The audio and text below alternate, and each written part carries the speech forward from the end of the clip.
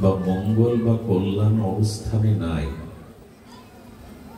নমদেব দামোদর অনন্ত বিষ্ণু প্রসীদ প্রভু দুঃখ জলাদি মগ্না।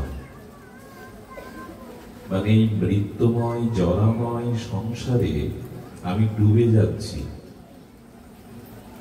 তুমি কৃপা দৃষ্টি দিয়ে একবার আমার দিকে চাও। এখন আমি যে ডুবে যাচ্ছি এই বোধ আমার এসেছে তো? আমি সংসারে বিষয় বৈভবে স্ত্রী পুত্র ভালোই তো আছি, ডুবে যাচ্ছি কোথায়?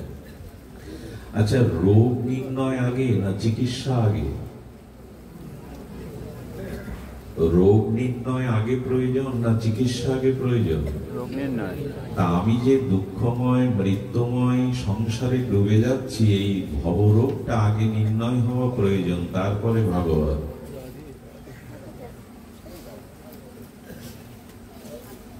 যে সুস্থ সুস্বাস্থ্যের অধিকারী নিরোগ, সে ডাক্তারের চিকিৎসালয়ে যাবে কেন, শরণাপন্ন হবে কেন? এখানে সত্যব্রত মুনি বলছেন জলাদি দুঃখ জলাদি মগ্নাম, আমি সংসার মৃত্যুময় সাগরে ডুবে যাচ্ছি। এখন আমাদের এই অনুভূতিগুলো আসতে হবে আগে। দেখুন, ঈশ্বর সর্বপ্রাণী সর্বজীবের মধ্যে তার অবস্থিতি, সর্বব্যাপিত্ব পরমাত্মা স্বরূপ সর্বজীবের মধ্যে আছেন।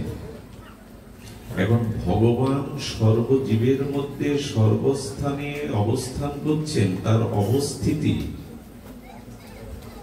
আচ্ছা, আমার মধ্যে আপনার মধ্যে সমস্ত প্রাণীর মধ্যে জীব নিচয়ের মধ্যে ভগবান আছেন, কিন্তু উপলব্ধি হচ্ছে না কেন? একটু ধ্যান দিতে হবে শব্দের দিকে।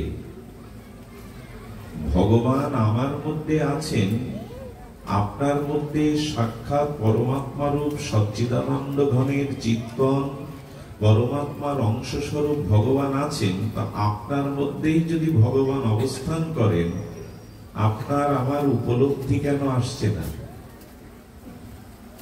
আচ্ছা, এখন রাতের বেলায় ঘট পটাদি যা বস্তু আছে তা কি রাতের অন্ধকারে দেখতে পাই আমরা? রাতের গভীর অন্ধকারে আধারে ঘট পটাদি বৃক্ষ যা কিছু আছে আমি দেখতে পাচ্ছি না, মানে কি এইটা নাই? অন্ধকারের ধর্ম হলো বস্তুকে ঢেকে দেওয়া, আবৃত করা।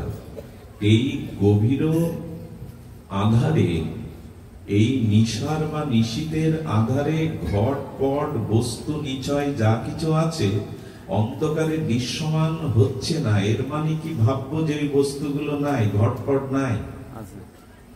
আছে, কিন্তু দেখতে পাচ্ছি না কেন? কারণ অন্ধকার নেমে এসেছে। এটি আপনার আমার মধ্যে সর্বত্র ঈশ্বর আছে, আমার একটা আধার আছে, এই জন্য দেখতে পাচ্ছি না। অন্ধকার অজ্ঞানতা আসে, দেখতে পাচ্ছি না। আজকাল প্রভাতে অরুণোদয় যখন সূর্য ওঠে তখন দেখতে পান কিনা? তো সূর্য উদয়ে যেমন ঘটপটাদি রাতের অন্ধকারে আবৃত থাকায় দেখতে পাচ্ছিলেন না, সূর্য উদয় হলো আর দৃশ্যমান হলো যা কিছু বস্তু চোখের সামনে। এবং যেদিন আপনার বিদায়ে সাধুগুরু বৈষ্ণবের অপ্রাকৃত ভগবত করুণার আলো জ্বলে উঠবে, সেই দিন দেখতে পাবেন যে ঈশ্বর সবখানে আছে। তার আগে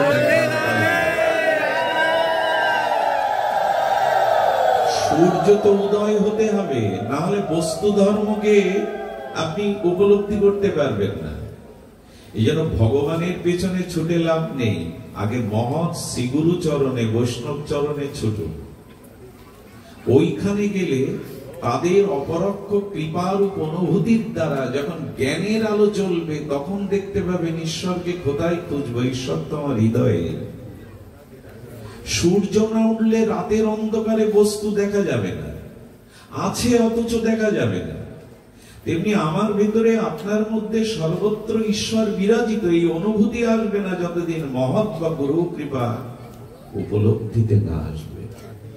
এই জন্য এখানে আসা, যে শুদ্ধ অনুরাগী ভজনানন্দী ভগবানের ভক্তগণের সান্নিধ্যে বসলে তাদের শ্রীমুখ দর্শনে, তাদের হরিকথা শ্রবণ মননের মধ্যে দিয়ে উপলব্ধি আসবে ঈশ্বর আমাদের মাঝে অবস্থান করছেন। তবে আপনারা ভাগ্যবান, ভাগ্যবতী। আচ্ছা, ভাগ্যবান কাকে বলে? আমরা আমাদের এই জগতের চিন্তা চেতনায় ভাবি যার বহু বিদ্যা আছে, যে উচ্চ কুলে জন্মেছে, যার কাছে বহু ধন সম্পদ আছে, অর্থাৎ স্ত্রী আছে, লক্ষ্মী আছে, ইনি ভাগ্যবান। ভাগবান তা বলছে না। কারণ আয়ু যতই হোক একদিন মৃত্যু আপনাকে বরণ করতেই হবে। আয়ু চিরদিন থাকবে না। আচ্ছা, ঐশ্বর্য, শ্রী অর্থাৎ ধন সম্পদ মৃত্যুর পর সাথে যাবে না। আর যার যশ আছে, অর্থাৎ সে খুব বিদ্বান, উচ্চকুলে জন্মেছে, এই যশ যার আছে তার অপযশও আছে।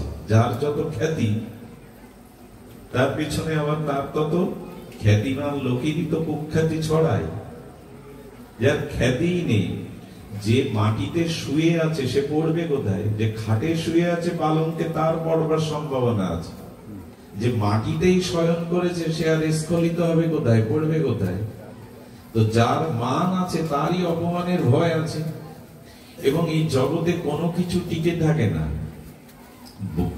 টিকে থাকে না মানে স্ত্রী, যশ, খ্যাতি, সম্পদ টিকে থাকে না। এই জন্য এগুলি যারা পেয়েছে তারা ভাগ্যবান না। যারা যে মুহূর্তে, যে সুক্ষণে ভগবানের প্রিয় কোন মহৎ সাধুর সঙ্গ পায়, সেই মুহূর্তে সেই ভাগ্যবান।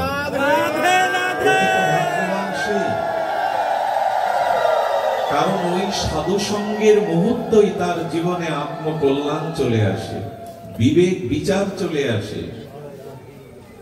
আচ্ছা, চোর বা দস্যুর বাড়িতে টাকা নাই, একটু কথা বলো, আমরা একটু সহজ করে আলোচনা করি, বুঝবার চেষ্টা করি। চোর বা দস্যুর বাড়িতে টাকা নাই, বিল্ডিং বাড়ি নাই, তার সুন্দরী স্ত্রী বা গাড়ি নাই, ও কি ভাগ্যবান? ও তো চোরের বাড়িও আছে। যার জীবনে ভগবৎ সঙ্গ নেই, প্রকৃত মহতের সঙ্গ নেই, তিনি ভাগ্যবান হতে পারেন না। সেই ভাগ্যবান যার জীবনে মহৎ সঙ্গ সংগঠিত হয়। এটা আজ আমাদের হচ্ছে। এখানে প্রকৃত কোন শুদ্ধ ভগবানের ভক্ত আছে, নাহলে ভাগবতী হতো না। এখানে শুধু আপনারা আসেননি, অনেক ঋষি মুনির আত্মারা অলক্ষ্যে নেমে এসেছে। এই জন্য এখানে বাতাসটা তো পবিত্র হয়ে গেছে, আমার জন্য না। এখানে অলক্ষ্যে অনেক যোগী ঋষি মুনিদের আত্মা ভগবৎ শ্রবণে নেমে এসেছে, যাদের আমরা লক্ষ্য করতে পারছি না, অলক্ষ্যে আছে তারা। আর শুধু কি তাই, যেখানে ভগবানের গুণমহিমা কীর্তন হয়, সব মহৎ অনুভববিদ্য সাধুর দ্বারা, ওখানে রাধা মাধব এসে দাঁড়িয়ে থাকেন কোথাও। আরো শুনবেন, যেখানে যেখানে শুদ্ধ ভগবৎ কর্তৃক ভাগবত হয়, ওখানে কোন না কোন রূপে সবার পেছনে হনুমানজি এসে দাঁড়িয়ে থাকেন। যেখানে হরিকথা হবে, হনুমানজি হরিকথা শ্রবণের জন্য, সাধু সঙ্গের জন্য রামচন্দ্রের সাথে বৈকুণ্ঠে যান।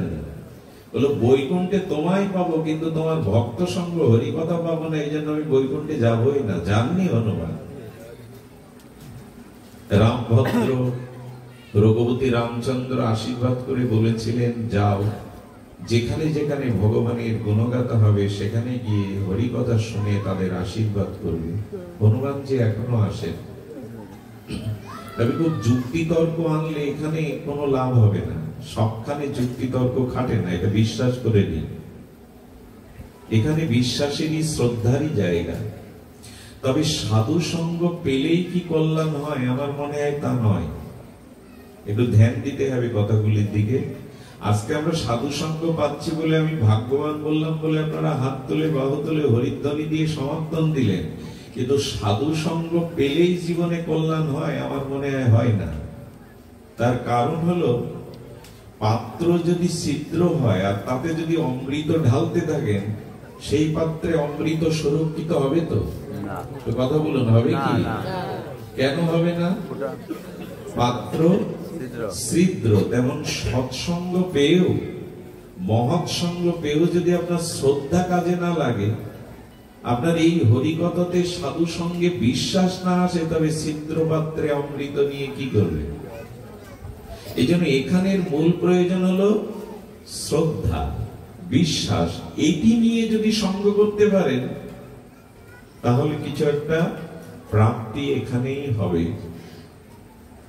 ক্ষণমাত্র সাধু সঙ্গে তুলয়াং লবে না পিনা সর্গং না পুনর্ভবং ভগবত সঙ্গী সংঘর্ষ মর্তনাম কিমুতাশিষ।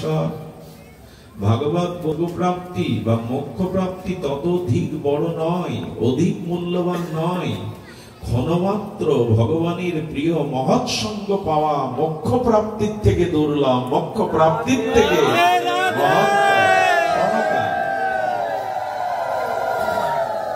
আর এই সৎসঙ্গ কারা করেন? সুধীজন, আমরা ভাগ্যবানের কথা জানলাম। জগতে বুদ্ধিমানকে ভাগবতের পরিভাষা কিছু আলাদা। এই জগতে আমরা বলি ভাগবত তাদের বুদ্ধিমান বলে স্বীকার করেনি, মেধা সম্পন্ন বলে স্বীকার করেনি। ভাগবতের বুদ্ধিমানকে যিনি বিবেক এবং বিচারের দ্বারা নিজ অকল্যাণ এবং কল্যাণকে নির্ণয় করতে সক্ষম হয়েছেন, ইনি বুদ্ধিমান। আবার বলি, আবার বলবে কেন? আমরা তো বিজ্ঞ শ্রোতা, কিন্তু কিছু কথা আছে বারবার বলতে হয়, তাহলে হৃদয়ে শক্ত হয়ে ওটা প্রথিত হয়ে যায়। যেমন থোনা থিকুনানো নেয়, একটা পাথরের প্রস্তরের খুঁটিকে মাটিতে প্রথিত করতে গেলে, পুঁততে গেলে আঘাত একবার দিলে পুঁতে যায় কি না? কবার দিতে হয়? কিছু কথা আছে, কিছু পরিভাষা আছে, বারবার বললে ওটা হৃদয়ে গ্রথিত হয়ে যায়। এখানে কি বলা হলো? বুদ্ধিমানের সংজ্ঞা। কে বুদ্ধিমান? না, যিনি নিজ কল্যাণ এবং অকল্যাণকে যথাযথ স্বরূপে নির্ণয় করতে সক্ষম হয়েছেন, তিনি হলেন কোনটা আমার জীবনে কল্যাণ আর কোনটা অকল্যাণ, এইটা যিনি বিচার এবং বিবেক পূর্বক যথাযথ নির্ণয় করতে পেরেছেন, ইনি বুদ্ধিমান। বহু অর্থ সম্পত্তি, পদ প্রতিষ্ঠা লাভ করলেই তাকে বুদ্ধিমান বলবো? তাকে শাস্ত্র বুদ্ধিমান বলেনি, কারণ সে নিজের কল্যাণই এখনো বুঝতে পারেনি যে আমার কল্যাণ কিসে। বড় পদ পেলেন, বহু বাড়ি গাড়ি সহায় সম্পত্তির মালিক হলেন, পেছনে হাজারটা লোক আপনাকে স্লোগান দেয়, এতে আপনি বুদ্ধিমান না। দুদিন পরে দেখবেন আপনি ড্রেনে পড়ে রয়েছেন। বুদ্ধিমান সেই যে নিজের কল্যাণ এবং অকল্যাণকে যথাযথ রূপে নির্ণয় করতে পেরে জীবনের কল্যাণকেই বেছে নিয়েছেন, ইনি বুদ্ধিমান। এই জন্য প্রকৃত বুদ্ধিমান তিনি নিজে নিজের কল্যাণকে, তো নিজের কল্যাণ কি? আমাদের প্রকৃত কল্যাণটা কি? সহজ সরল ভাষায় হলো, আমাদের প্রকৃত কল্যাণ হলো ঈশ্বর লাভ করা, ভগবানকে লাভ করা। আর এর জন্য যে কি প্রয়োজন, সে কি প্রেম ভক্তি লাভ করা। ঈশ্বর লাভ খুব কঠিন নয়। তস্যাহং সুলভং পার্থ। গোবিন্দ বলছেন আমাকে লাভ করা কঠিন নয়। কেন কঠিন নয়? আমাদের কাছে যে কঠিন মনে হয়।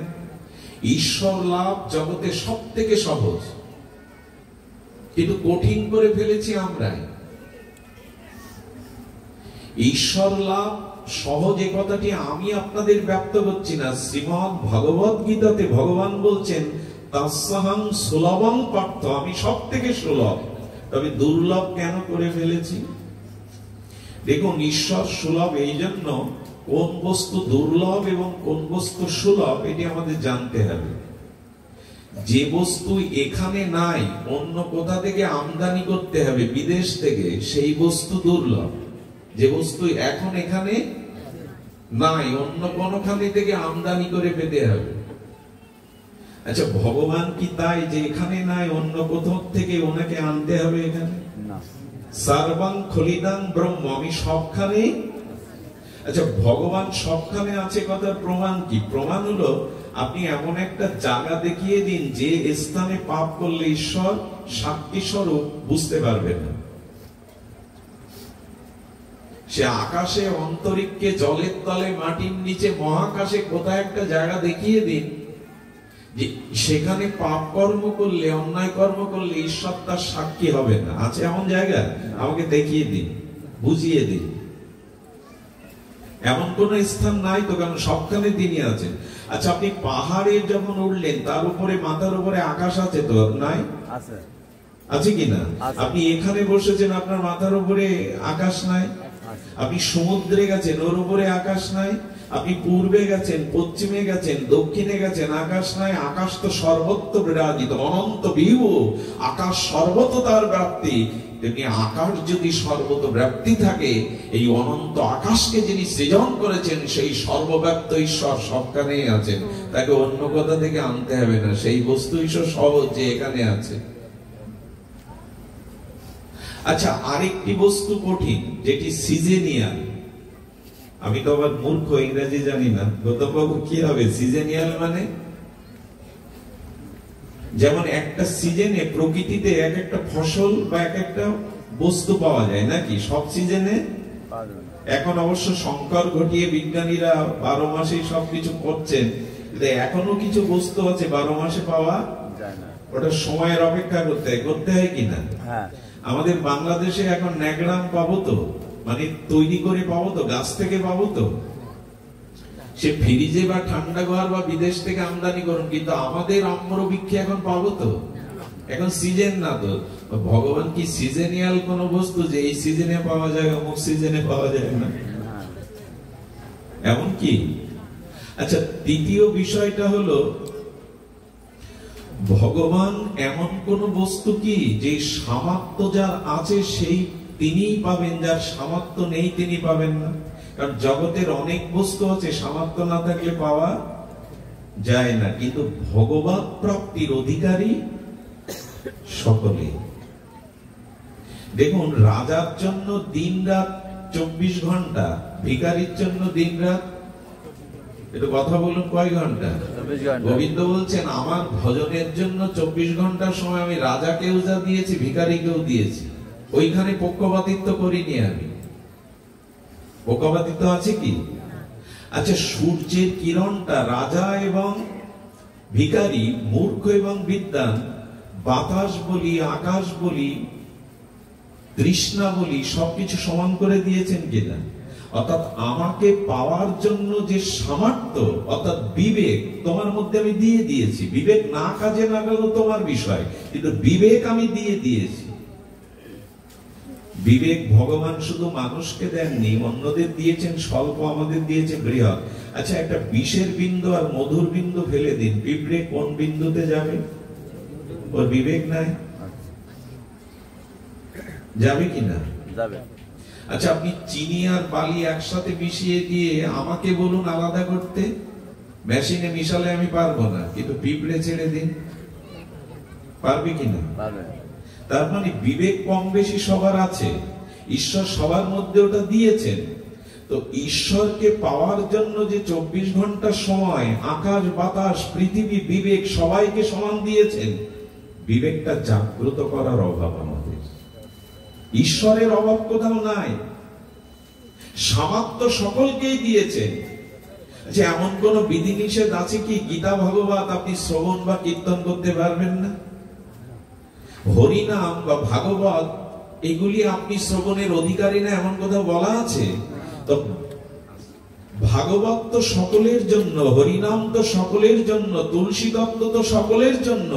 তাকে পাওয়ার উপায়টা সবার জন্য সমান করেছেন। এক্ষেত্রে ঈশ্বরকে পাওয়া সুলভ। আসলে ঈশ্বরকে প্রাপ্ত করবার জন্য ইচ্ছাটাই তো আমার মধ্যে নাই, ব্যাকুলতাটাই তো আমার মধ্যে নাই। ঈশ্বরকে পাওয়া কঠিন করেছি আমি। ঈশ্বরের তত্ত্ব থেকে, ঈশ্বরের পক্ষ থেকে তাকে পাওয়ার সহজতা তিনি বলে দিয়েছেন। এক কৃষ্ণ নামে সমস্ত পাপ ক্ষয়, আর কৃষ্ণ নাম লইতে প্রেমের উপচয়। মাত্র 2 বার। কয়বার? একবার কৃষ্ণ নামে অনন্ত জন্মের পাপ যাবে, দ্বিতীয়বার কৃষ্ণ বললে বৈকুণ্ঠ থেকে রথ আসবে ভগবানের স্বরূপ রাজ্যে যাওয়া। এর থেকে সহজ ভগবানকে পাওয়ার আর কি হতে পারে? শ্লোকটা কি আমার?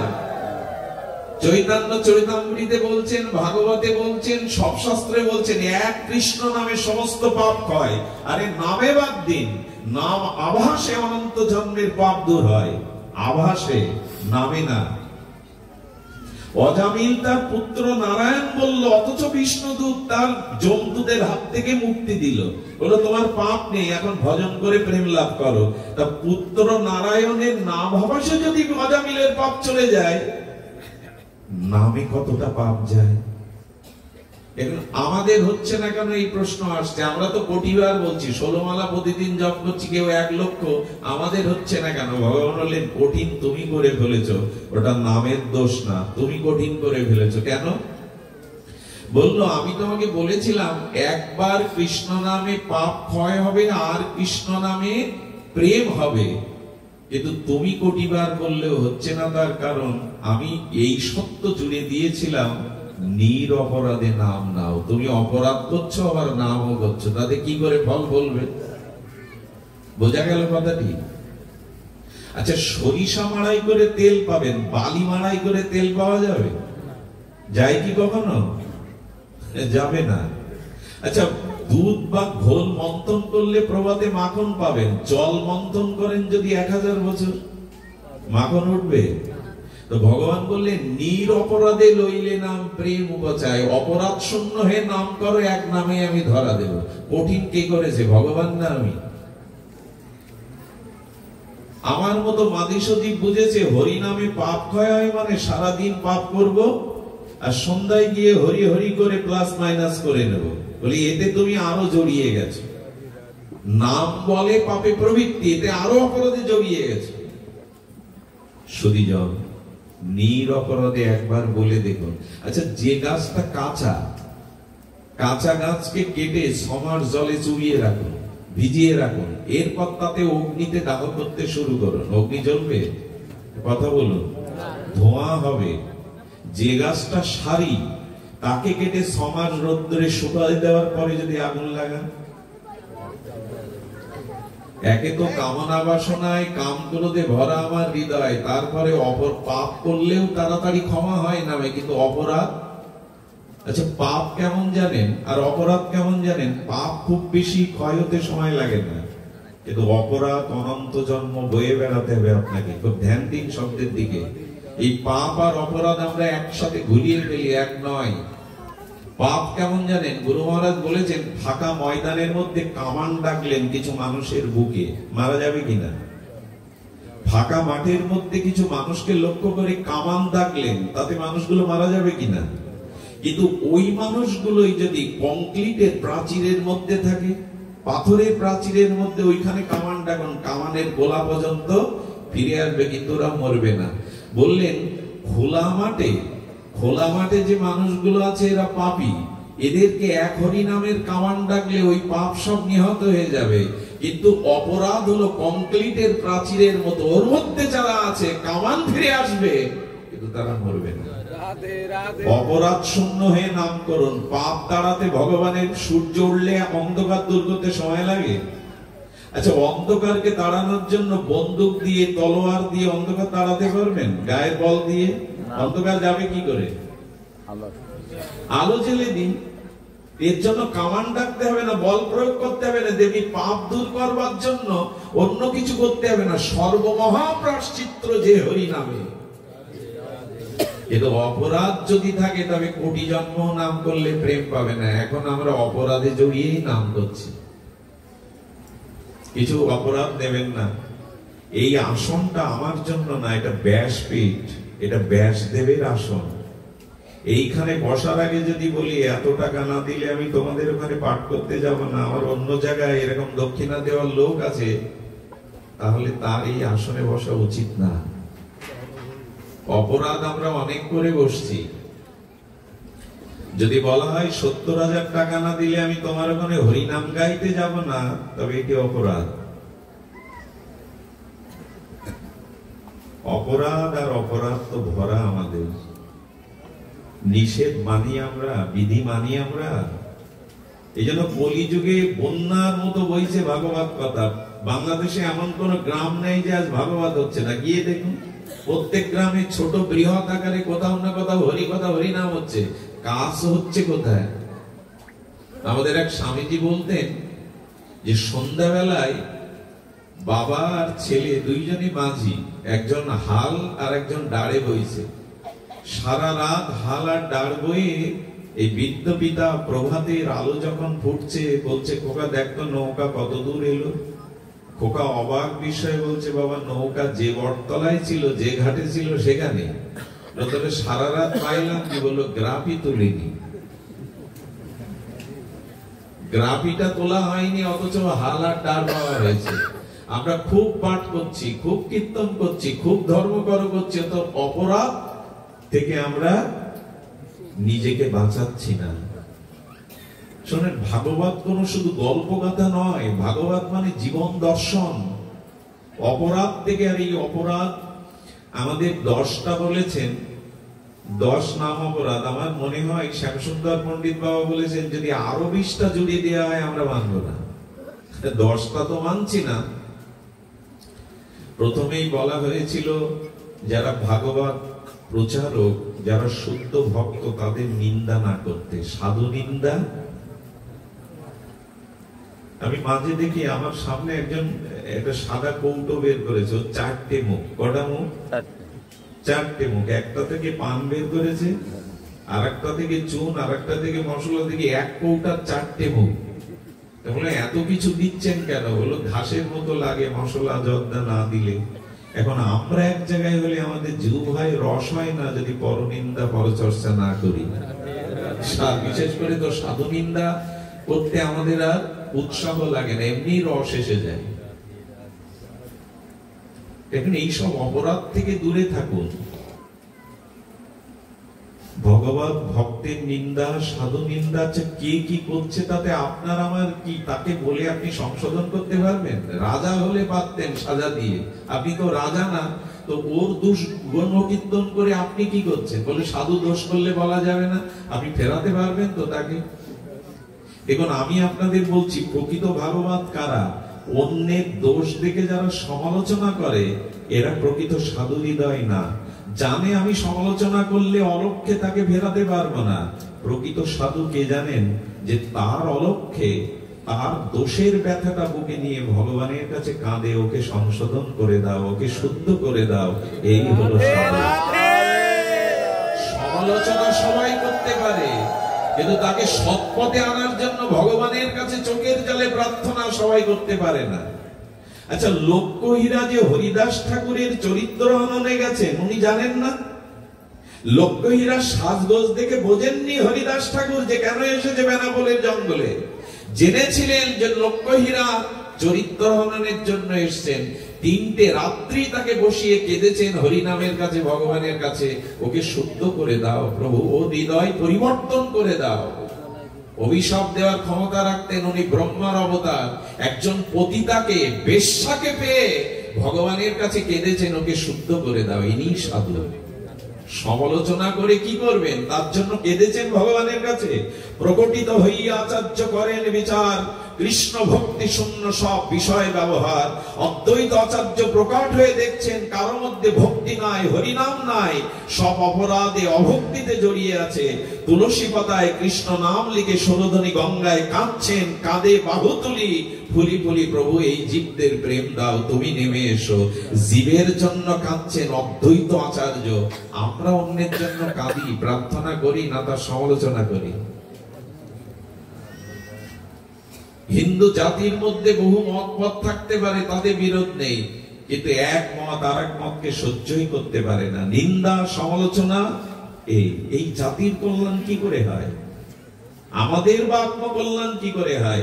প্রথমে নিন্দাটি বাদ দিন। ভাগবত এহেন কথা বলে দিয়েছেন, মদ্যপের যদিও হইবে উদ্ধার, পরনিন্দাকারীর নাহিক নিস্তার। মদ্য মাতালো যদি কখনো সাধু সঙ্গ পায়, মহৎ কৃপা পায়, সে উদ্ধার হতে পারে, কিন্তু সাধু নিন্দা, পরনিন্দাকারীর এই জগতে কেন? কোন জগতে নিস্তার নাই। এই বাণীটা কি এখান থেকে নিয়ে যাব আমরা? নিয়ে যাব না।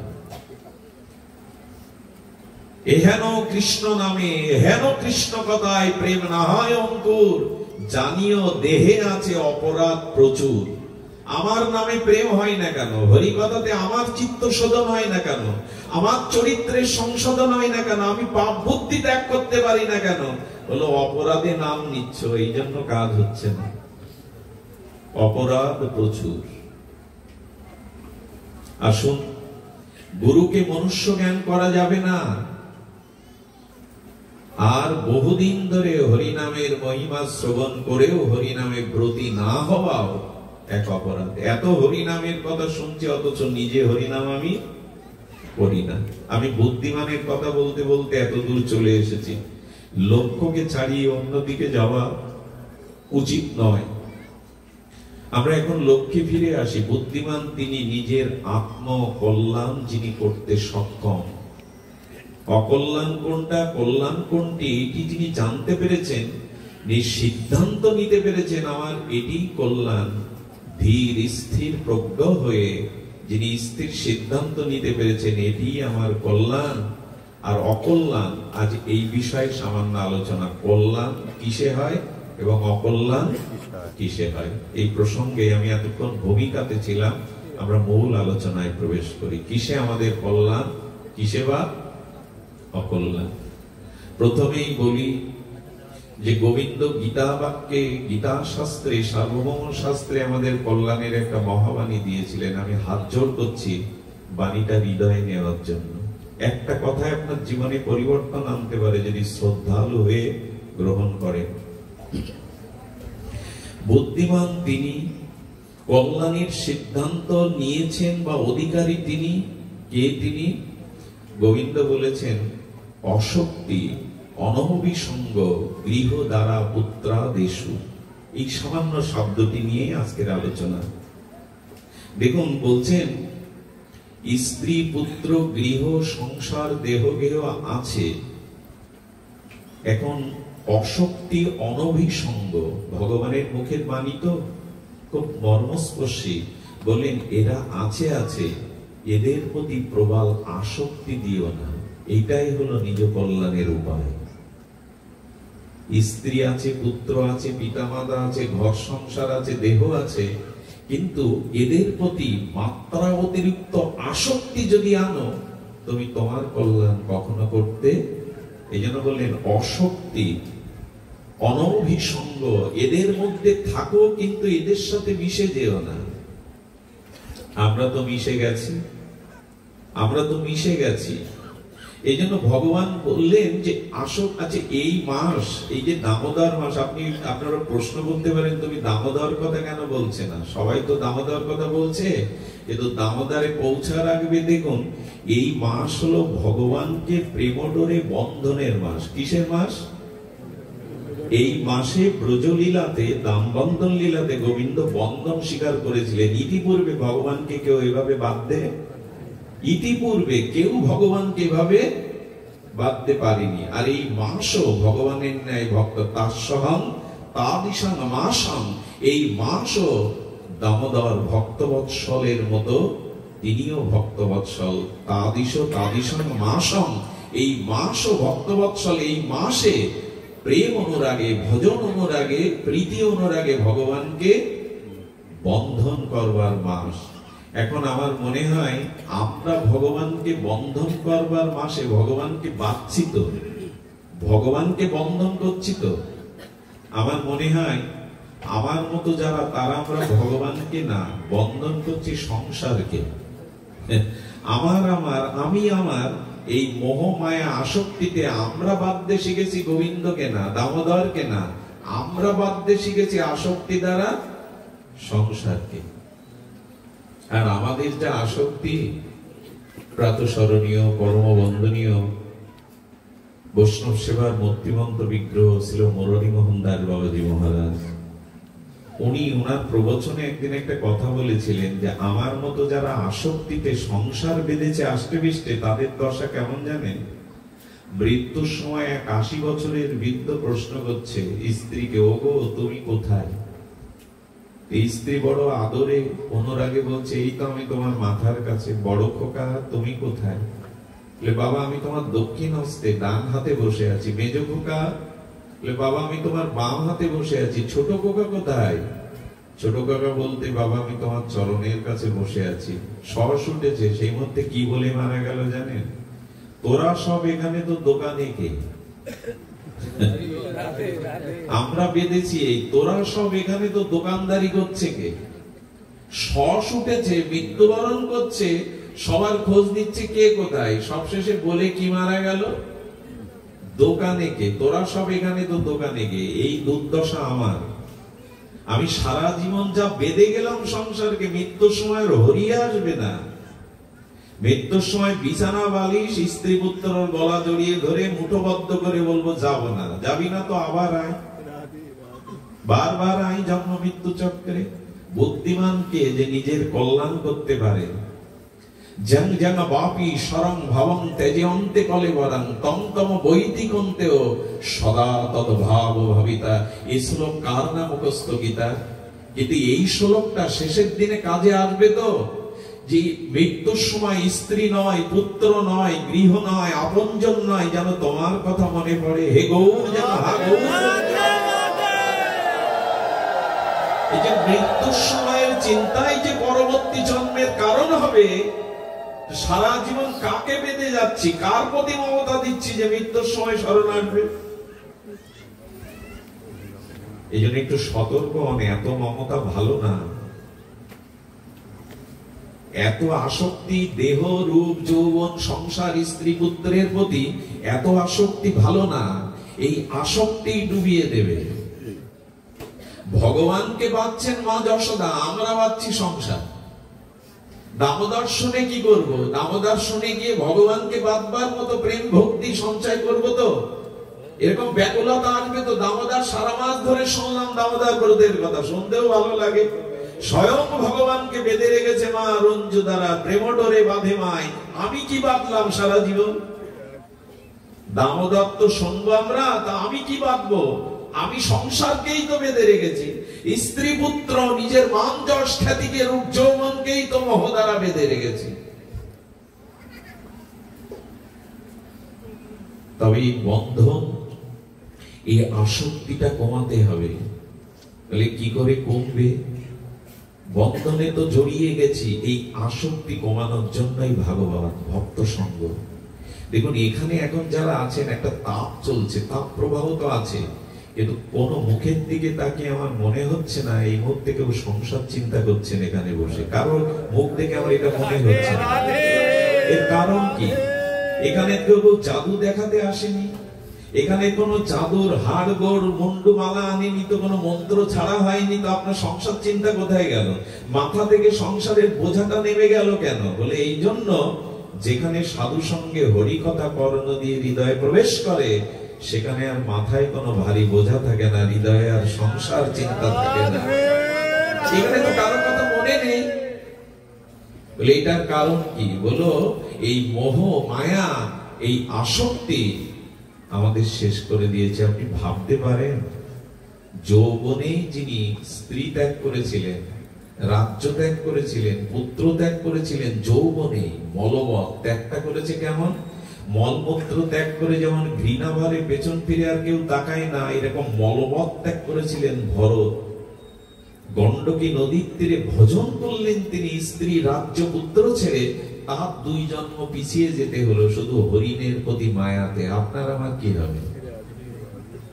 পতন হয়নি এই কারণে যে ভগবত চরণে যারা একবার আশ্রয় নিয়েছে তাদের পতন হবে না, পিছিয়ে যাবে, সময় লাগবে, কিন্তু পতন হবে না।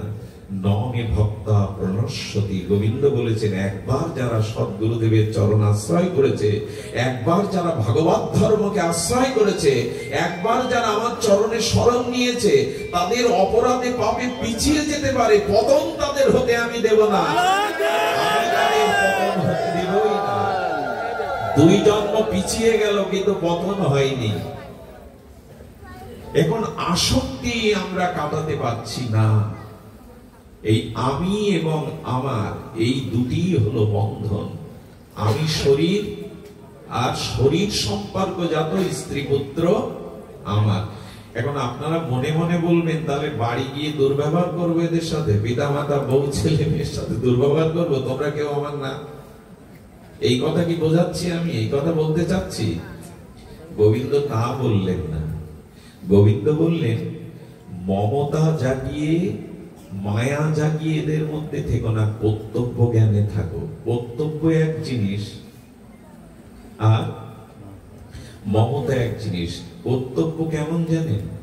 কর্তব্য হলো এদের দায় দায়িত্ব ঈশ্বর আমার উপরে ভাগ দিয়েছেন। পিতার প্রতি, মাতার প্রতি, স্ত্রী পুত্রের প্রতি আমার যে কর্তব্য দায়িত্ব, সেটা ঈশ্বরের ভাগ, ঈশ্বর আমার উপর ভাগ দিয়েছেন। তাই যতদিন বাঁচবো এদের প্রতি কর্তব্য করব, কিন্তু নির্মম হয়ে। নির্মম মানে নিষ্ঠুরতা না, মায়াকে না জাগিয়ে। কি করে বলি বলুন তো?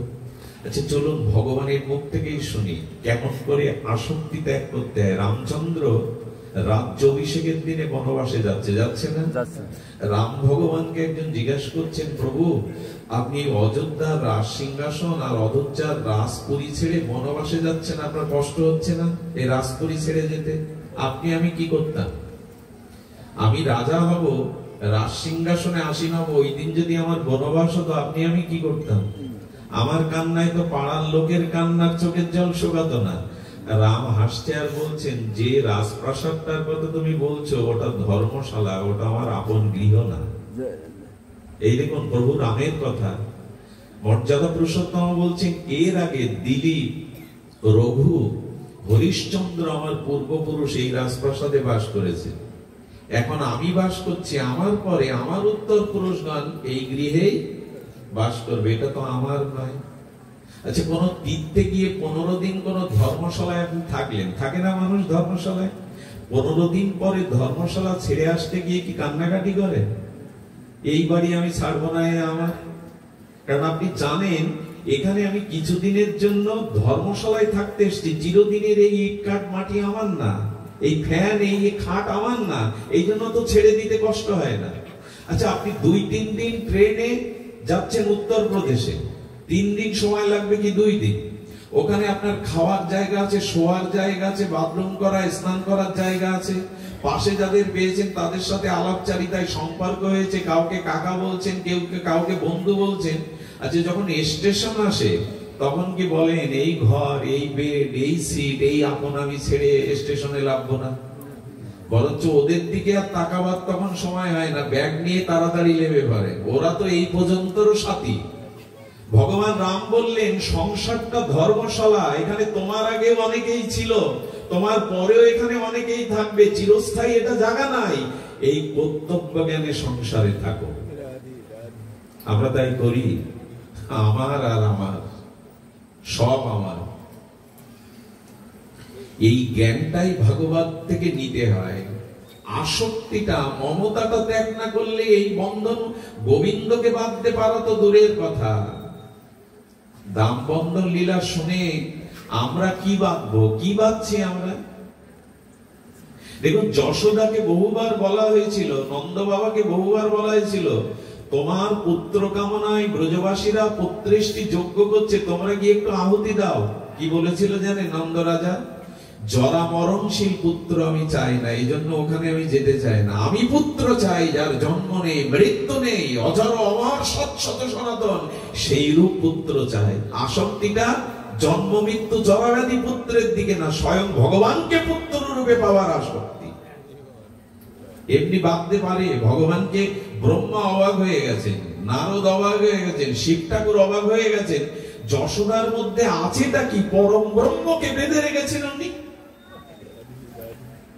এমনি কি বেঁধেছেন? উনি জগতের মায়ার পুত্র চাননি, রক্ত মাংসের পুত্র চাননি, উনি ভগবানকেই পুত্র রূপে পাবেন বলে সাধনা করেছেন, ব্যাকুলতা জাগিয়েছেন।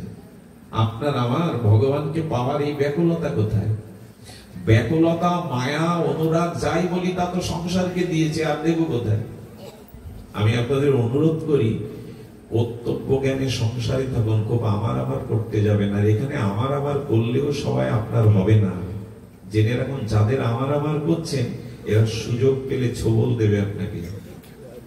দুঃখ আকাশ থেকে কেউ দিতে আসে আপনার জীবনে?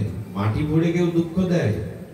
দুঃখ দেয় যাদের ভালোবেসে সর্বস্ব দিয়েছেন, তারাই ঠকায় আপনাকে, তারাই আপনাকে ব্যথা দেয়, আঘাতটা তারাই করে। সুধীজন, খুব সতর্ক আর আমরা হয়েছি। স্ত্রী পুত্র আছে আছে, আপনি ওদের কর্তা নয়। আপনি এখনই মারা গেলে ওদের কর্মফলে যা আছে ওরা পাবে, ওরা বেঁচে যাবে। আপনি ওদের খাওয়া পড়ার মালিক নন। আপনি মনে করছেন আমি না থাকলে ওদের কি হবে? কিচ্ছু হবে না, ওদের প্রারব্ধে যা আছে ওরা পাবে। আপনি থাকলেও পাবে, না থাকলে। আপনি কর্তা নন, আপনি ওদের ভরণ পোষণের মালিক নন। গীতায় ভগবান স্পষ্ট জানিয়েছেন, গতির ভর্তা প্রভু সাক্ষী নিবাস সারানাম সুহৃদ প্রভাব প্রলয়ন স্থানাং নিধনানাম বীজম অব্যয়াম। আমি সমস্ত জীবের বীজ, আমি গতি, আমি ভর্তা, আমি প্রভু, আমি সাক্ষী, আমি নিবাস, আমি জীবের আশ্রয়। তুমি কর্তা নও, তোমার সে সামর্থ্য নাই। আপনি কেন ভেবে বসে আছেন আমি না থাকলে তোদের কি হবে? কিচ্ছু হবে না। আপনি মারা যান, ওই পরিবারের প্রাণীগুলো বেঁচে যাবে, ওদের ভাগ্যে যা আছে ওরা তা পাবে। আপনি বেছে বেছে অভিমান করে আছেন, আরে আমার সন্তান নাই, এই মায়াতে কাঁদছেন কেন? গোবিন্দ বললেন, তোমার সন্তান নাই, এই শূন্য স্থানটা আমি তোমাকে দিয়েছি। কেন জানো? ওই শূন্য স্থানে তুমি আমাকে বসাবে বলে। এই বুদ্ধিটা তোমার নাই। আমার পুত্র নাই, আমার সন্তান নাই বলে আপনি হাওমাও করলেন সারা জীবন। আউলি বাড়ি গেলেন, মাথা খুঁড়লেন দেবতার মন্দিরে। গোবিন্দ বলছেন, ওই শূন্য স্থানে গোপাল করে আমাকে বসাও না। সে বুদ্ধি নাই। এখন প্রশ্ন করতে পারেন, গোপালকে বসালে গোপাল মা বলে ডাকবে, আমার উদ্ধারের ভার নেবে? গোবিন্দ ঘোষের ভার নিয়েছিল অগ্রদ্বীপে, শ্রাদ্ধ পর্যন্ত পড়েছিল ভগবান, মালসা পর্যন্ত হৈসন্ন করেছিল এই অগ্রদ্বীপে। কেন নেবে না? দায়িত্ব তিনিই 16 আনা নিতে পারেন, অন্য কেউ পারেন না। অনেকেই বলে আমার স্ত্রী মনের মতো না, এই দুঃখ নিয়ে গল্প দিয়ে বেড়ায়, আমার স্বামী মনের মতো না। ভগবান বলছেন, ওইটা যে মনের মতো না, ওটা কেন করেছি জানো? ওই শূন্যতাটা, ওই জায়গাটাই তুমি আমাকে বসাও। এই বুদ্ধিটা ভাগবত থেকেই নিতে হবে। যেমন লক্ষ্য করুন, আমাদের এক মহাত্মার স্ত্রী বড় বিমুখ, তাকে প্রশ্ন করা, একনাথজিকে প্রশ্ন করা হলো, বাবা আপনার স্ত্রী বিমুখ, আপনি হরিনাম করতে থাকলে একটু জল ফেলায় আপনার মাথার উপরে, আপনার কষ্ট হয় না? বলে, ও তো আমার মঙ্গলের জন্যই রাম ওর কাছে আমার কাছে রেখেছে। বলে, কি মঙ্গল? বলে, স্ত্রী যদি খুব অনুগামিনী হতো, আমার প্রতি খুব অনুরাগ সেবা থাকতো, তাহলে আমার আসক্তি মনটা ওর দিকে যেত। রাম চেয়েছে ওই আসক্তিটা স্ত্রীর দিকে না গিয়ে আমার দিকে দিতে। এইভাবে ভাবলে আর কষ্ট থাকবে তার? এই বুদ্ধিটা ভগবান বলছে দদামি বুদ্ধি, যখন এই বুদ্ধিটা আমি দেই, মনের মতো স্ত্রী পাওনি তো হাওমাও করছো কেন? ওই স্ত্রীর প্রতি যে আসক্তিটা, ওটা আমার প্রতি দাও। ভগবান চেয়েছেন হয়তো আসক্তি দিলে জড়িয়ে যেতাম, এখন মনের মতো হয়নি মানে আসক্তিটা ভগবানের দিকে দেই। এই চিন্তা করলে আর মাথা ঘুরতে হয়, আর ঝগড়াঝাড়ি করতে হয়। মঙ্গল সব অবস্থায় হতে পারে, যদি ওই যে বললাম বুদ্ধিমানকে, টাকা থাকলে সে বুদ্ধিমান না। অনেক লেখাপড়া জানলেও নিজের কল্যাণ করতে যে সামর্থ্য, তিনি বুদ্ধিমান। আর এই কল্যাণটা তখনই হবে যখন আপনি আপনার কল্যাণটা বুঝতে পারবেন। আর আপনার কল্যাণ সব থেকে বড় আসক্তিটা কমানো, মমতাটা কমানো। এই যে আমার আসার আগে ও একটা লীলা বলছিল শুভ, এই যে তরুণী সেনের কথা, যুদ্ধে যাচ্ছে তো মা বলছে আমার কোলে আর যেন ফিরে না আসিস। কোন মা কোন সন্তানকে এই কথা বলতে পারে? মাকে প্রশ্ন করা হলো, তোমার গর্বের ছেলে তরুণী রামের যুদ্ধে যাচ্ছে, 13 বছর বয়স, তুমি আশীর্বাদের বেলায় অভিশাপ দিলে যেমন রামের চরণ থেকে আমার কোলে আর ফিরে না আসিস। বললাম, আমার কোলে ফিরে আসলে তো তাকে কর্মফল ভোগ করতে হবে, বারবার জন্ম মৃত্যু চক্রের সংসারে আসতে হবে। কিন্তু রামের চরণে যদি একবার যেতে পারে, আর তাকে এই জন্ম মৃত্যু চক্রে আসতে হবে না।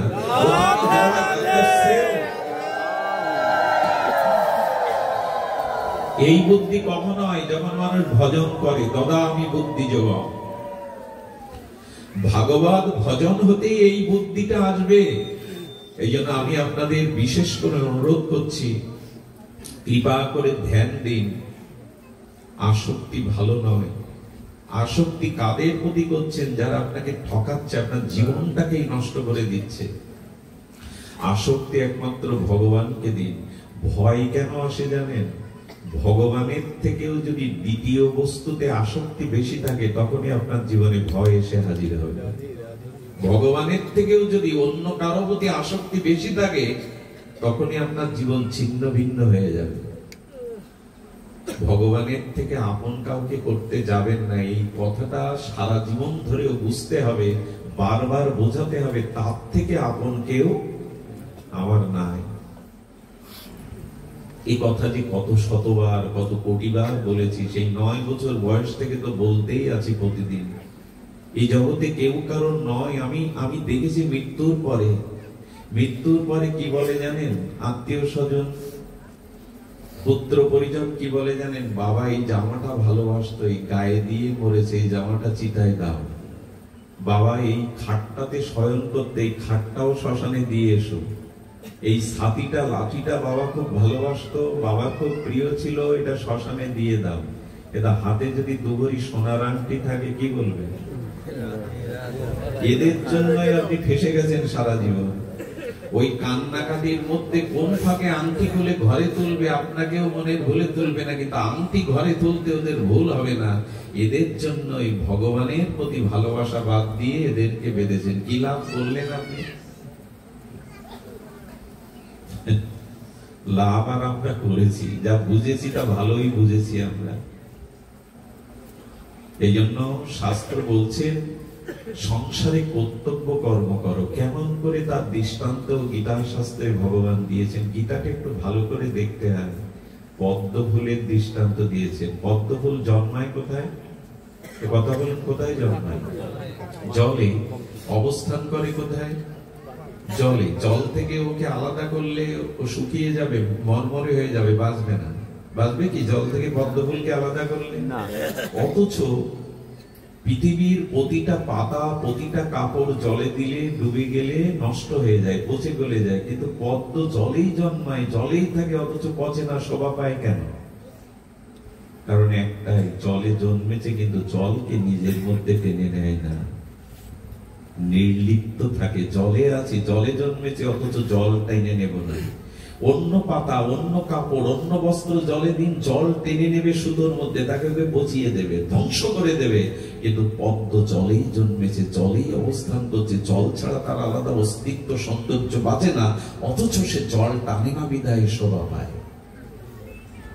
ভগবান বললেন, সংসারে থাকতে হয় তো এইভাবে থাকো। আছে ওদের ব্যবসা করতে হয়, চাকরি করতে হয়, 2 টাকা রোজগার করতে হয়, ওদের দায়িত্ব পালন করতে হয়, কিন্তু মনকে বোঝাও এরা আমার চিরদিনের কেউ না।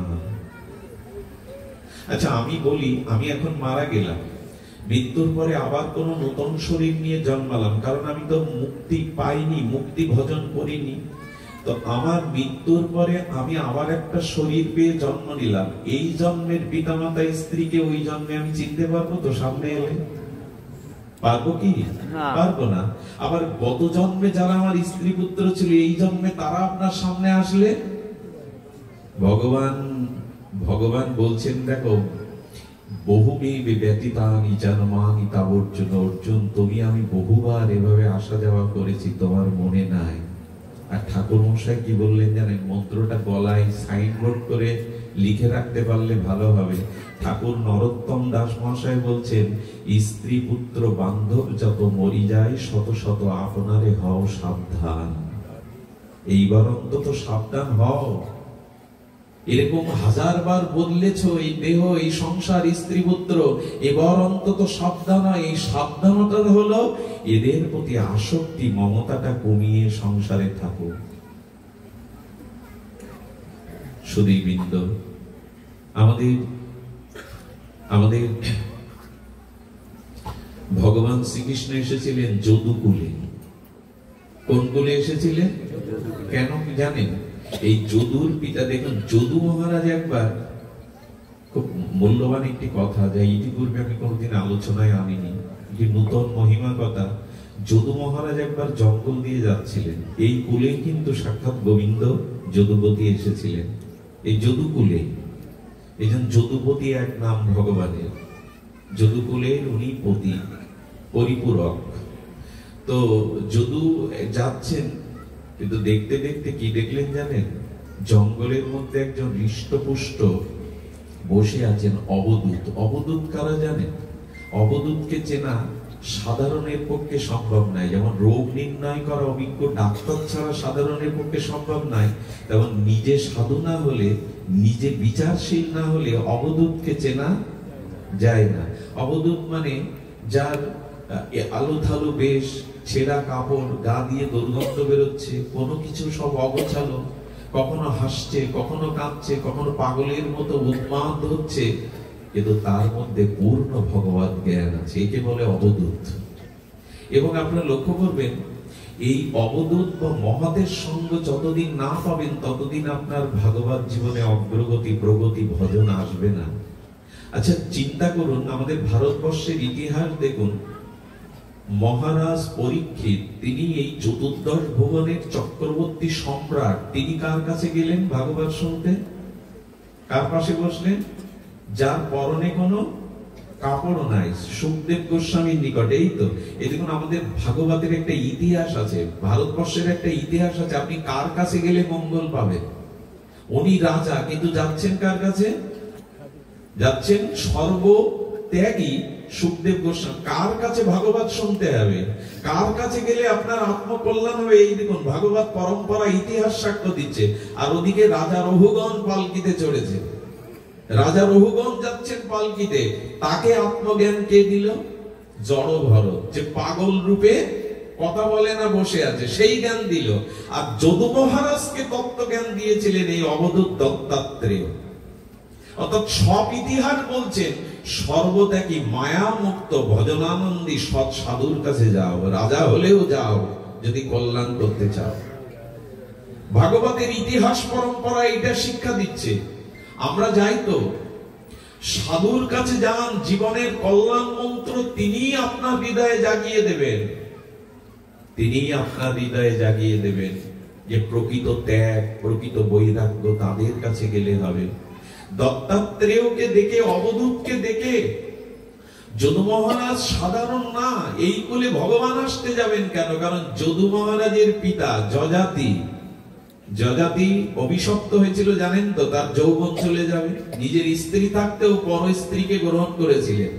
পর স্ত্রীকে তিনি গোপনে বিবাহ করে তার প্রতি কামরূপ দৃষ্টি দিয়েছিলেন। তাদের অভিশাপ এলো, তোমার যৌবন জরাগ্রস্ত, অভিশাপ নেমে আসো।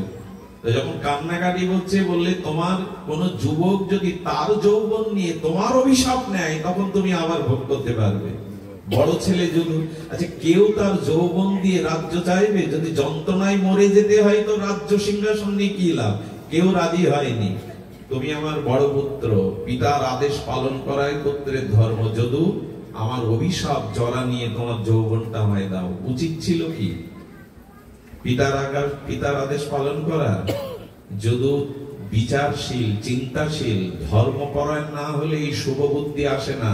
বলেন, পিতা আপনি প্রণম্য, আপনার জন্য এই রক্ত মাংসের দেহটা পেয়েছি বটে, তবে আপনি আমার এই দেহের মালিক নন। কারণ রক্ত মাংস পিতামাতা দেয়, আত্মা পিতামাতা দিতে পারে না, আত্মা ভগবানই দিয়েছেন। তাই এই দেহটা ভগবান ভজনের জন্য, আপনার ভোগের উপকরণের জন্য নয়। কতটা ধর্ম জ্ঞান হলে এটা হয়? দেহ রক্ত মাংস পিতামাতা দিতে পারে, আত্মা পিতামাতা দেওয়ার ক্ষমতা রাখে না। আত্মাটা ভগবানের ইচ্ছিত অংশ, ওইটা না থাকলে এ দেহের আর কোন অস্তিত্বই থাকবে না। বলেন, এই দেহটা পেয়েছি ভগবত ভজনের জন্য। আর কেন দেব না যৌবন জানেন? আমার যৌবন নিয়ে আমার মাকে ভোগ করবেন আপনি, উচিত হবে কি সেটা? একবার চিন্তা করুন, ধর্মবুদ্ধি না থাকলে এই জ্ঞান আসে? ভগবানকে আর এমনি এমনি যদুকুলে এলো? বলেন, আমার যৌবন নিয়ে আমার মাকে আপনি ভোগ করবেন, এটা অভিশাপ আনবে, এটা কখনো মঙ্গলের নয়। সুধীবৃন্দ, এই জন্য ভগবান এরকম ধার্মিক, বিচারশীল এর কুলেই এসেছিলেন। এই জন্য সাধু না হলে, প্রকৃত সাধুকে মূল্যায়ন করা, হৃদয়টা শুদ্ধ না হলে অন্য সাধুকে চেনাও যায় না। ওই দেখলে মনে হবে, কিন্তু অশ্রদ্ধা আসবে। সাধু চেনাটা জগতে খুব বড় কাজ। ভগবান বুদ্ধি না দিলে, সুবুদ্ধি ধর্মবুদ্ধি না থাকলে চেনা যায় না। আমরা ভুল করে বলবো, হাজার হাজার লোক যার পেছনে, লক্ষ লক্ষ শিষ্য যার, সেই সাধু আর যে রাস্তার পাশে গাছতলায় পড়ে আছে কেউ মূল্যায়ন করছে না, ও সাধু না, এই চিনতে গেলে একটু মেধা দরকার, ঘটে বুদ্ধি দরকার, ধর্ম বুদ্ধি। জানেন বৃন্দাবনে এমনও অনেক মহারাজ ঘুরে বেড়াচ্ছেন যাদের দেখলে মনে হবে পাগল, কিন্তু তাদের একটা দৃষ্টি আপনার জীবনকে বদলে দিতে পারে, ধরা দেয় না তারা। বিজ্ঞাপন করলে শুধু বিজ্ঞাপন থাকলেই সাধু এমন না, অনেক বড় বিজ্ঞাপন, অনেক বড় প্রচার, শুধু এটাই সাধু না। সাধুকে চিনতে গেলে ধর্মবুদ্ধি থাকতে হবে। এই জন্য ওনাকে দেখে বলছেন, হে অবধূত, উনি রথ থেকে নেমেছেন, কতগুলো খুব মার্মিক কথা, রথ থেকে নেমেছেন, রথ থেকে নেমে বলছেন, আপনি, আপনার যৌবন আছে, আপনি হৃষ্টপুষ্ট, আপনার ঘর নেই, আপনি কোনো কর্ম করছেন না, আপনি এখানে কোনো সুখের সম্ভার আপনার কাছে নাই, এই জঙ্গলের জল, নদীর আর বনের ফল আর বৃক্ষের চাই, বাড়ি নাই, ঘর নাই, ঐশ্বর্য নাই, কর্ম নাই, কিন্তু আপনার মুখে যে হাসি, আর আমি রাজাও হয়ে ওই আনন্দ, এই নির্ভয়তা হাসি আমার মধ্যে নেই, কারণ বলবে। আপনার চিন্তা করেছেন রাজারাও যাচ্ছে এই ভিখারীদের কাছে, কারণ কি? শান্তি পেতে গেলে, আত্মকল্যাণ পেতে গেলে রাজার কাছে না, আপনাকে প্রকৃত সাধুর শরণাপন্ন হতে হবে। আমাদের বর্ষনায় বিনোদ বাবা এখনো ভালো একটা আশ্রম করেননি, ওই প্রিয়াকুঞ্জে থাকেন, ওইখানে ভারতের বড় বড়, আমি তো দেখলাম ওই যে উত্তরপ্রদেশের কে জানেন দাদা, মুখ্যমন্ত্রী যোগী আদিত্যনাথ, উনি কে মাটিতেই বসলেন বাবাকে প্রণাম করে। উত্তরপ্রদেশের মুখ্যমন্ত্রী কিন্তু বৃন্দাবনে, যার একটা কুটির ছাড়া কিছু নেই, তার চরণে প্রণাম করে ধুলাতে বসছেন, আসন গ্রহণ করছে না। কারণ কি? ওনার কাছে মন্ত্রিত্ব থাকতে পারে, ওনার পিছনে সেনা থাকতে পারে, কিন্তু মানসিক শান্তি পেতে গেলে সাধুর কৃপা চাই, মহতের করুণা চাই। এইটা বুঝে রাজারাও মহারাজারাও চলে যান সাধুর চরণে। তাহলে সাধুর মধ্যে আছে নাকি? সাধু সঙ্গ আপনি করবেন কেন? হৃদয়ের শান্তি পাওয়ার জন্য। তাদের একটা শুভ দৃষ্টি আপনার জীবনে পরিবর্তন আনতে পারে, এই জন্যই সাধু সঙ্গ। এই জন্য তিনিই ভাগ্যবান যিনি সাধু সঙ্গ করতে সামর্থ্যবান, যার ভাগ্যে সাধু সঙ্গ হয়েছে ইনিই ভাগ্যবান। রাজপদ আজ থাকতে পারে, রাজ সিংহাসন আগামীকাল থাকবে, এর কোনো কথা নেই, কিন্তু সাধুর সাধুত্ব ভজন মহিমা অনন্তকাল ধরে থাকবে। এই জন্য জীবনের আত্মকল্যাণের জন্য মহতের কাছে যান। মহৎ কৃপা বিনা কোনো কার্যে ভক্তি নয়। কবিরাজ কৃষ্ণ গোস্বামী চৈতন্য চরিতামৃত স্বর্ণ ফলকে লিখে দিয়েছেন, কোনদিনই তোমার কল্যাণ হবে না, কৃষ্ণ ভক্তি হবে না, যদি মহতের কৃপা না পান।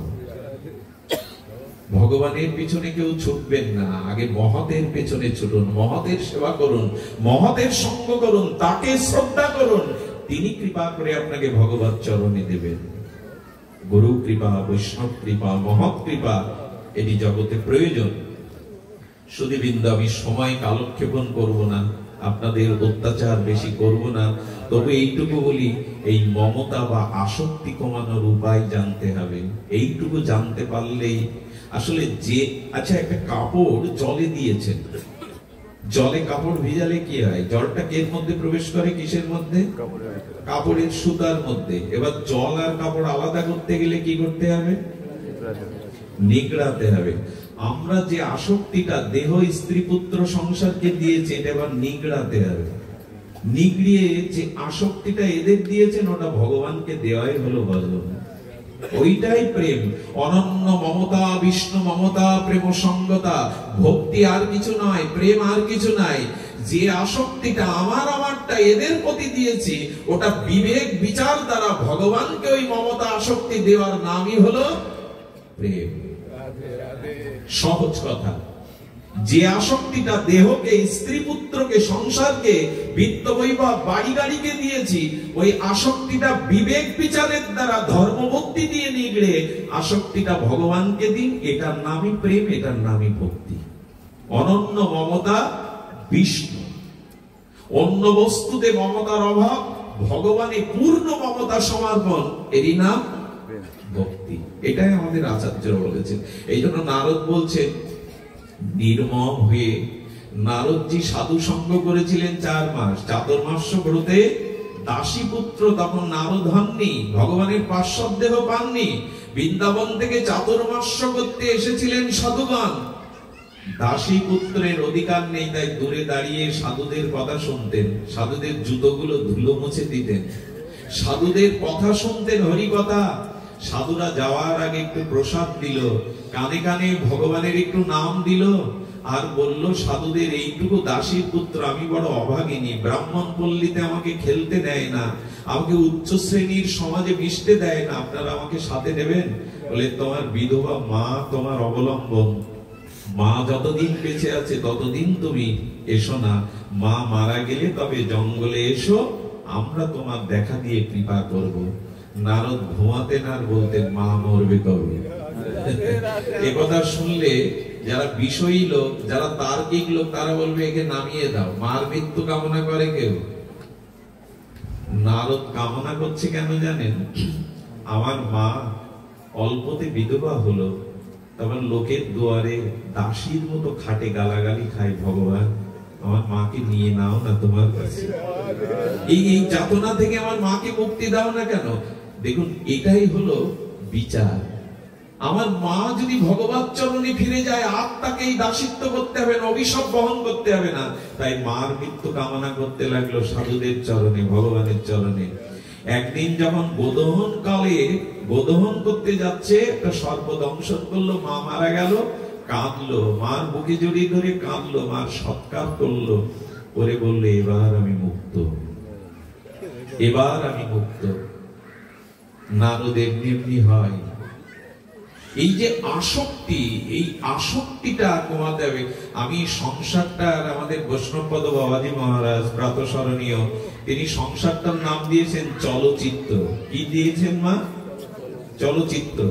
আমি সময় বেশি নিচ্ছি না বাবা, আপনারা তো বলবেন না, কিন্তু আমি আমার অনুভূতিতে আমি ছেড়ে দিচ্ছি। কিন্তু শুনুন, সংসারটা হলো চলচিত্র। কি চিত্র? চলচিত্র।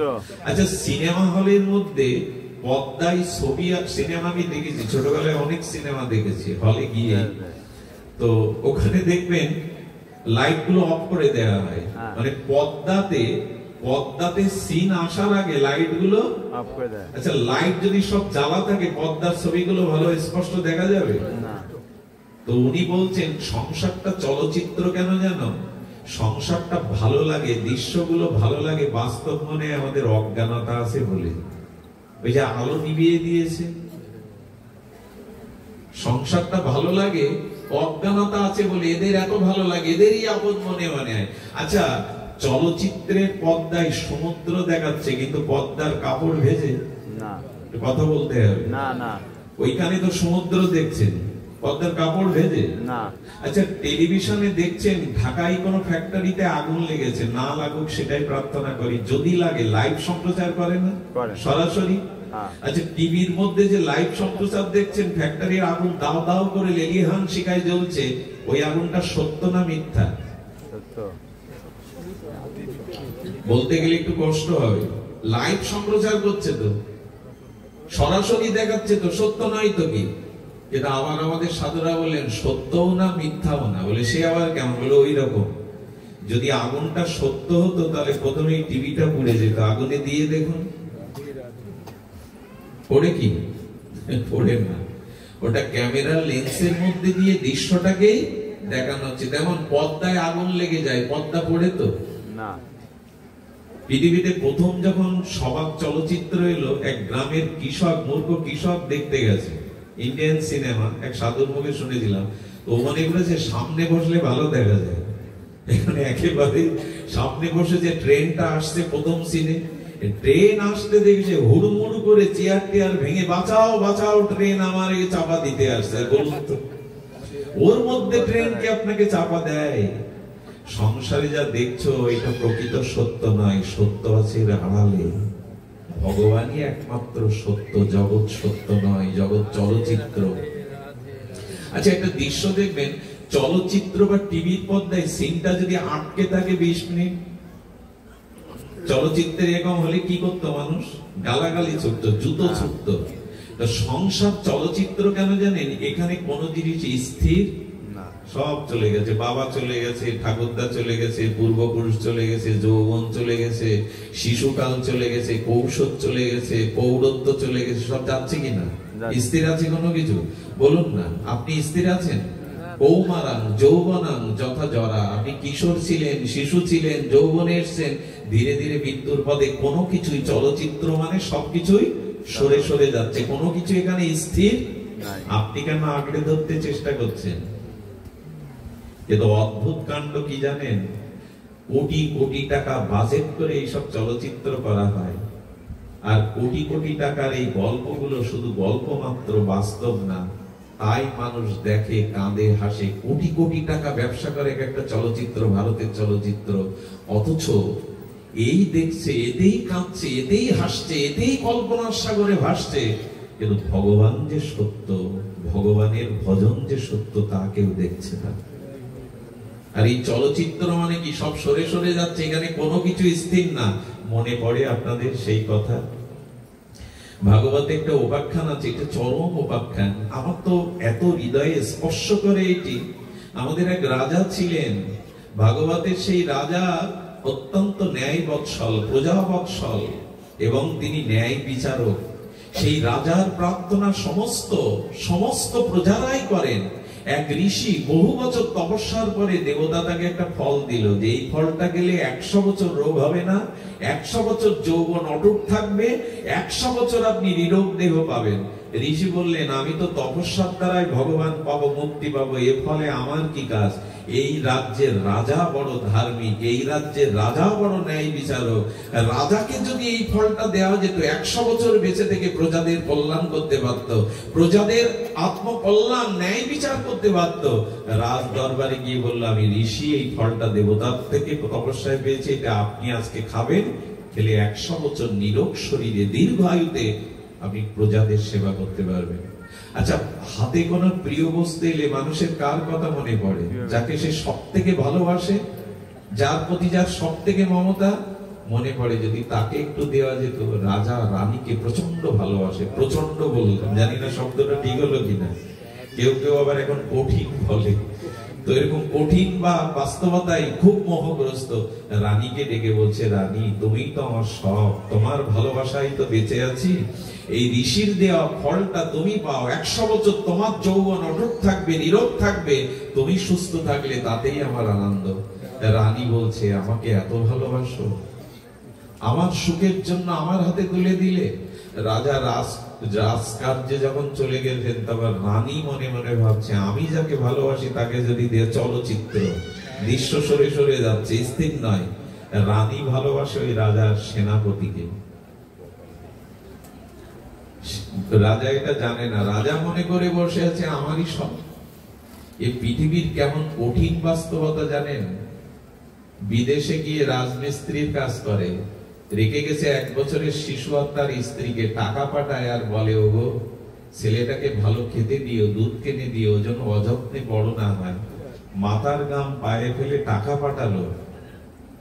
এটা উল্টেও হয়, স্ত্রীর বেলায় যেমন হয়, স্বামীর বেলায়। স্ত্রী কি করে জানেন? পরপুরুষের সাথে সম্পর্ক করে এই ছেলেটাকে কেটে নদীতে ভাসিয়ে দিয়ে ওর হাত ধরে চলে যায়। এই হলো জগৎ। আমরা এখনো বুঝতে পারছি না এই জগতের মোহ মায়া কিরূপ, বুঝতে মাকড়সার জাল এটা, এখানে আঁকড়ে পড়ে মাকড়সার জাল বনে ওখানে সুখে থাকবে বলে বাড়ি গিয়ে দেখুন আশেপাশে গিয়ে ওই জালেই ওই মরে পড়ে থাকে। আর যাদের সুখের জন্য জাল বনে, ওর মরার পরে ওর শরীরের অংশগুলো ভেতরে ওরাই কুড়ে কুড়ে খায়। গিয়ে দেখুন ওই ওখানে গিয়ে দেখুন মাকড়সার ভেতরে কোনো পদার্থ নাই। কে খেলো? ওই যাদের সুখের জন্য জাল বনে ছিল ওরাই কুড়ে খেলো। এদিকে আমরা বুঝি কাদের জন্য জীবনটাকে উৎসর্গ করে দিয়েছি। আগে 1 লিখুন, তারপরে 0 দিন, তাহলে 10 হবে মান। আরো যত 0 দিয়ে পারেন, কোটি অযুতে পৌঁছাবে। একটাকে মুছে ফেললে 0 আগে জীবনে ভগবানকে রাখুন, তারপরে স্ত্রী পুত্রকে রাখুন, তবে তার মান দাঁড়াবে। একটাকে মুছে ফেললে 0 থেকে যাবে। আগে 1 বসান, তারপরে তো 0 দিন, নালে শূন্যের আলাদা কোনো মান নাই। সুধীবৃন্দ, রানী সেনাপতির কাছে রাত্রে গিয়ে বলছে, তোমায় ভালোবাসি, তোমার যৌবন অটুট থাকলে আমারই তো সুখ, এই ফল তুমি খাও। দৃশ্য বদলাচ্ছে, চলচ্চিত্র। ওই সেনাপতি ভালোবাসে ওই রাজ্যের রাজবেশ্যাকে। আমি গল্প শোনাচ্ছি না, ভাগবতের কথা, দার্শনিক সর্ববেদান্তসার ভাগবতের কথা। ও ভালোবাসে রাজবেশ্যা, তার যৌবন বলিহারি, তার রূপের ছটায় আলোকিত। রাত্রে সেই পতিতাকে, বেশ্যা রাজবেশ্যাকে বলছে, আমি তো তোমায় ভালোবাসি, রানীকে রেখেছি তার সম্পদের জন্য, তুমি আমার প্রকৃত ভালোবাসার প্রিয়া, এই নাও এই ফল তুমি পাও, তুমি পেলে, তোমার যৌবন অটুট থাকলে আমি সুখী হব। বেশ্যা তাকে বিনোদন দিয়ে, আনন্দ দিয়ে পাঠিয়ে দিল, আর মনে মনে ভাবলো সবই ভগবানের ইচ্ছা। বেশ্যা হাতে করে বলছে, এই পাপ জীবন, দেহ উপজীবিনী হয়ে কত পাপ করেছি, কোনো ভালো কর্ম করিনি, এই ফলকে 100 বছর বেঁচে থেকে, নীরব থেকে আমি কি করব, জগতের পাপ বাড়াবো, তাছাড়া তো কিছু হবে না। আচ্ছা, এই ফলটা যদি আমাদের রাজাকে দেওয়া যেত। এই ইচ্ছাটা কে জাগাচ্ছে? ভগবানই জাগাচ্ছে। এই দেখুন, চলচ্চিত্রের তো গল্প শোনেন, ভাগবতের চলচ্চিত্র দেখুন, এটা সাক্ষাৎ চিত্র, চলচ্চিত্র নয়। ওই ফলটা ভোরবেলা রাজার দুয়ারে গিয়ে বসে আছেন। আস্তে রাজার দুয়ারে গিয়ে বসে আছেন অনুমতির অপেক্ষায়। রাজবেশ্যা এসেছে রাজা দর্শন করতে দরবারে। রাজা বললেন, অনুমতি দেওয়া হলো, আসতে দাও। রাজার সামনে গিয়ে কালকের দেওয়া রানীর ফলটা তুলে ধরে বললেন, আমি দেহ বুঝিবিনি, আমার আয়ু নিয়ে লাভ নেই, ফলটা আপনি পান, তাতে 100 বছর আপনি সুস্থ থাকবেন। রাজা ফলের দিকে তাকাচ্ছে, আর একবার পতিতার দিকে তাকাচ্ছে। আমি যে ফলটা কাল রানীকে দিলাম, সেটা পতিতার হাতে কি করে এলো? সত্য কথা বলো, না হলে মৃত্যুদণ্ড, আর যদি সত্য বলো তো তুমি মুক্তি পাবো। বলো, মৃত্যুর ভয় করলে তো আপনার কাছে আসতাম ফল নিয়ে। আপনার সেনাপতি আমাকে ভালোবাসে, এই ফলটা সেই আমাকে দিয়েছে। এরপরে আর বুঝতে বাকি থাকে সেনাপতির হাতে ফলটা কে দিল। ওই মুহূর্তেই নিজের মাকে প্রণাম করে বলছেন, মা আশীর্বাদ করো, বাকি জীবনটা জঙ্গলে গিয়ে ভগবানের উপাসনা করে কাটাবো, আশীর্বাদ করো, সংসারকে আমার দেখা হয়ে গেছে, চেনা হয়ে গেছে, খুব ভালো, আশীর্বাদ করো। মা আশীর্বাদ করলেন, ফিরে গেলেন। এই হলো সংসারের চলচ্চিত্র। যাকে মনে করছেন খুব ভালোবাসে, দেখবেন স্বার্থ যখন সামনে এসে দাঁড়াবে, সেই আপনাকে আগে পরিত্যাগ করবে। এটা জগতের নিয়ম। সুধীবৃন্দ, এই জন্য ভগবানকে বাঁধন, আসক্তি দিয়ে, মমতা দিয়ে সংসারকে নাই। দাম বন্ধন মানে কি? প্রেম দিয়ে ভগবানকে বাঁধন। সংসারকে বাঁধতে গেলে ওটা ধরে, আচ্ছা যাকে ভালোবাসেন তাকে ধরে রাখতে পারবেন তো বেঁধে? মৃত্যুর হাত থেকে তাকে রক্ষা করতে পারবেন তো আপনি? রক্ষাই যদি না করতে পারবেন, ধ্বংস যখন হবে তখন সেখানে মমতা দিয়ে করবেন। যেখানে বাঁধলে, যেখানে মমতা দিলে আর ছাড়াছাড়ি হবে না, ধ্বংস হবে না, সেখানেই দিন মমতা। এইটুকু ফেরানোর জন্য এই দামোদর লীলা। তো সুধীবৃন্দ, ব্রজকথা একটি না বলে চলে গেলে বড় অপরাধ ধরে। এখানে বলছেন, কৃপা দৃষ্টি বৃষ্টাত দিনম, আমার দিকে এইবার দৃষ্টি দাও প্রভু, আমি যেন মহৎ সঙ্গ পেয়ে, সাধু সঙ্গ পেয়ে এই উপলব্ধি করতে পারি। ছোট্ট একটা বৃন্দাবনের দৃষ্টান্ত দিয়ে পাঠ বিশ্রাম 5 মিনিটের মধ্যে। এই দৃষ্টান্তটা কিন্তু আপনাদের হৃদয়ে নিতেই হবে। এই দেখুন, দৃষ্টান্ত হলো এই, আমরা এত দূরে যেতে পারবো না, কিন্তু একটু চেষ্টা করুন, কথাটা ভাববেন একবার করে। এই কলকাতারই এক রাজ পরিবারের উত্তরসূরিণী বিদুষিনী, অনেক বিদ্যা অর্জন করেছেন তিনি, লেখাপড়া ডিগ্রি অনেক অর্জন করেছেন, অপরূপ সুন্দরী, তার রূপের ছটায় চারিদিকে ছড়িয়ে যায়।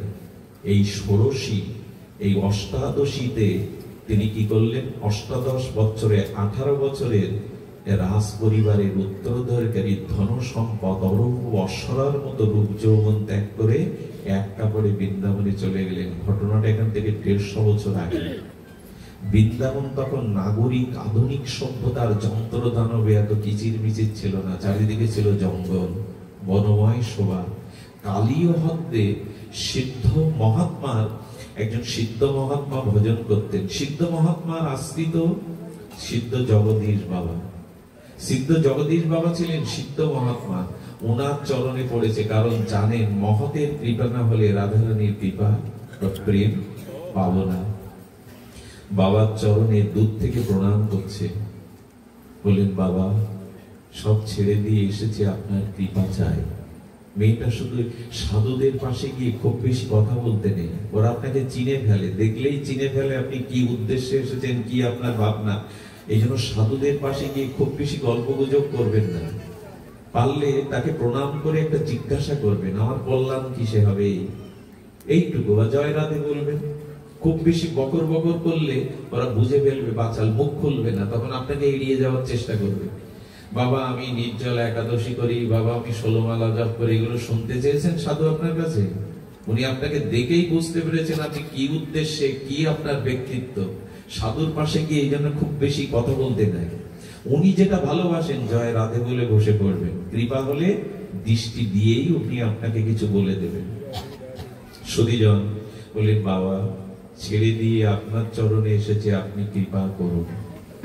রাধারানীর চরণ চিন্তায় নিত্য নিরন্তর ফল্গু ধারার ন্যায় বয়ে চলেছে হৃদয়ে রাধারানীর চিন্তা। চোখ তুলে একবার তাকালেন জপ করতে করতে, তাকে কি বললেন জানেন? ফিরে যায়, এই রূপ যৌবন নিয়ে এখানে টিকে থাকতে পারবি না, এই রূপজন নিয়ে এখানে টিকে থাকতে পারবি না, যা সংসার কর, ছেলে মেয়ে বড় হলে তখন আসি, যা যা। আচ্ছা বাবা কি যেতে বললেন? কি মনে হয় আপনাদের? এটা সত্য। আমি মায়েদের কাছে অনুরোধ করি, বোনদের কাছে অনুরোধ করি, অনেক মায়েরা আছেন হঠাৎ আবেগে বলে কি আমি সব ছেড়ে গিয়ে আশ্রমে গিয়ে ভজন করব, বৃন্দাবনে যাও। খবরদার, বর্তমান পরিবেশে বর্তমান সময়ে এই চিন্তা করবেন না। যেখানে আছেন ওখানেই সংযত থেকে ভজন করুন, পথ হারাবেন না। আমি কথাটা আসলে বলা ঠিক হলো না, তবু বলি, চারিদিকের যে পরিবেশ তাতে হুট করে এরকম সিদ্ধান্ত নিয়ে চলে যাবেন না, শেষে পথ হারিয়ে বলবেন। বৃন্দাবনের এক মহাত্মা কি বলেছিলেন জানেন? বাঘ শুধু সুন্দরবনেই নেই, এই সব বনেও আছে, খুব সতর্ক হতে হবে। সুধীবৃন্দ তো কি করেছেন, ওকে দেখে বলছে ফিরে যায়। আসলে ও তো সব ছেড়ে এসেছে।